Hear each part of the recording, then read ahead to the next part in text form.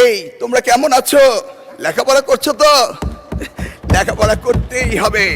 নকল, প্রশ্নফাঁস, জালিয়াতি কোনো কিছুই আর চলবে না।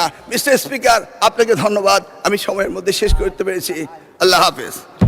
এবং মাননীয় সংসদ নেতা, honourable leader of the house and the prime minister, এবং আমার নির্বাচনী এলাকা কচুয়াবাসীকে আমি অত্যন্ত গর্বের সাথে স্মরণ করতে চাই, আমার জীবনে সুযোগ হয়েছিল শহীদ প্রেসিডেন্ট রাষ্ট্রপতি জিয়াউর রহমানের সময় তার সান্নিধ্যে ছাত্র রাজনীতি করার, শেখার সৌভাগ্য হয়েছিল বেগম খালেদা জিয়ার গাইডলাইন নিয়ে ওনার সময়ে এই শিক্ষা মন্ত্রণালয়ের প্রতিমন্ত্রী কাজ করার। আমি আজ কৃতজ্ঞ ও সৌভাগ্যবান শহীদ রাষ্ট্রপতি জিয়াউর রহমান ও দেশনেত্রী বেগম খালেদা জিয়ার রক্তের উত্তরসূরি তারেক রহমানের নেতৃত্বে বাংলাদেশে এই ঐতিহাসিক পথ চলার অংশ হতে পেরে। মাননীয় স্পিকার, মিস্টার স্পিকার, আজ আমি লম্বা বক্তৃতা দিতে দাঁড়াইনি, কারণ বাংলাদেশের ইতিহাসে অতীতের যে কোনো সংসদের চেয়ে এই সংসদ একটি ইউনিক এবং একটি এক্সক্লুসিভ। মহান জুলাই অভ্যুত্থানের পটভূমিতে শহীদের রক্তদানের মধ্য দিয়ে 2 শতক পরে জনগণের ভোটের প্রতিনিধিত্ব হয়ে এই সংসদের সৃষ্টি হয়েছিল। It is a very highly priced parliament in the country. যে কারণে লম্বা বক্তৃতা নয়, আমরা অনেকেই জানি এই অল্প সময়ের ভিতরে বক্তৃতা আমি দিচ্ছি, তার কারণ আমরা দেখেছি আমেরিকার প্রেসিডেন্ট আব্রাহাম লিঙ্কন তার জীবনের সবচেয়ে সংক্ষিপ্ত বক্তৃতায় একটি এমন উক্তি করেছিলেন যা যুগ যুগ ধরে মানুষের মনে রয়েছে, the government of the people, by the people, for the people. মাননীয় স্পিকার, এই মহান সংসদে আমি দাঁড়িয়ে আজকে আমার শিক্ষা ব্যবস্থার উপরে 2টি কথা বলতে চাই।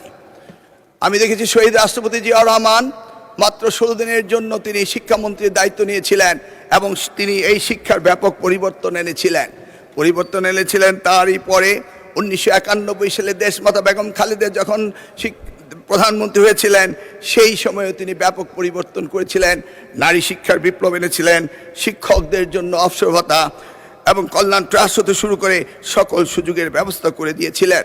মাননীয় স্পিকার, আজকের এই প্রেক্ষাপটে আজকে আমাদের প্রধানমন্ত্রী তিনি নতুন ঘোষণা দিয়েছেন, 1 teacher 1 tab, free wifi, multimedia classroom হতে শুরু করে বিনামূল্যে স্কুলের ড্রেস এবং স্নাতক পর্যন্ত মেয়েদের উপবৃত্তির ব্যবস্থা, শিক্ষা খাতে মৌলিক বৈষম্য নিরসন এবং প্রাথমিক শিক্ষায় mid day meal, learning youth happiness হতে শুরু করে অসংখ্য, আমার এই স্বল্প সময়ে তা অসম্ভব নয় বলে আমি আর বাড়াচ্ছি না। মাননীয় স্পিকার, তিনি মাধ্যমিক স্তরও এই ধরনের অনেক সুযোগ সৃষ্টি করেছেন, এমনকি তিনি টার্সিয়ারি লেভেলের এডুকেশনও অনেক সুযোগ সৃষ্টি করেছেন, যেটা করেছিল 1992 সালে প্রাইভেট ইউনিভার্সিটি অ্যাক্ট করে বেগম খালেদা জিয়া এবং ন্যাশনাল ইউনিভার্সিটি অ্যাক্ট করে এই দেশে বেসরকারি খাতে শিক্ষার ব্যাপক পরিবর্তন এনেছিলেন মাননীয় প্রধানমন্ত্রী। মাননীয় স্পিকার, আমরা জানি 2008 সালে মার্কিন প্রেসিডেন্ট বারাক ওবামা তিনি বলেছিলেন, yes we can do justice and equality, we can have the opportunity and prosperity, we can have heal the nation, yes, we can repair the world. ঠিক যেমনিভাবে আজকের প্রধানমন্ত্রী 25শে ডিসেম্বর যখন বাংলাদেশের মাটিতে এসেছিলেন, তখন তিনি বলেছিলেন, yes, we have a plan, yes, we have a plan. আমরা কিভাবে অর্থনৈতিক দুর্দশা থেকে কাটিয়ে উঠতে পারি, নতুন কর্মসংস্থান তৈরি করতে পারি এবং মানুষের জীবন কিভাবে উন্নত করতে পারি, সেই কথাগুলি তিনি বলেছিলেন, yes we have a plan. আমরা আমাদের ভাঙা বিশ্বাসকে আবারও জোড়া লাগাতে পারি, মানুষের আস্থা ফিরিয়ে আনতে পারি।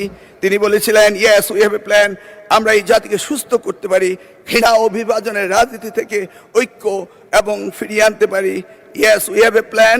আমরা শুধু একটি দেশ নয়, পুরো পৃথিবীর জন্য পরিবর্তন আনতে পারি। Yes we have a plan. তার জন্য পুরনো বস্ত্রপ্রথা রাজনীতি থেকে বেরিয়ে আসতে হবে, ক্ষমতায় থেকে টেনে ফেলার রাজনীতি বাদ দিতে হবে, সমৃদ্ধ বাংলাদেশের পথে ঐক্যবদ্ধভাবে এগিয়ে নিতে হবে। মিস্টার স্পিকার, আমি সংক্ষেপে একটা কথা বলতে চাই। আজকের দিনে কিছু কিছু পাপের কথা উঠলেই কোথাও কোথাও বিশেষ প্রতিক্রিয়া দেখা দেয়। আমরা দেখেছি কারো কারো শরীরে জ্বালা ধরে, কিন্তু কেউ কেউ শুনতে না চাইলো। আমরা কি পাপের কথা ভুলে যাব? চাইলে কি সব ভুলে যায়? মিস্টার স্পিকার, আমরা সবাই জানি কিছু পাপ আছে যার কোনো ক্ষমা হয় না।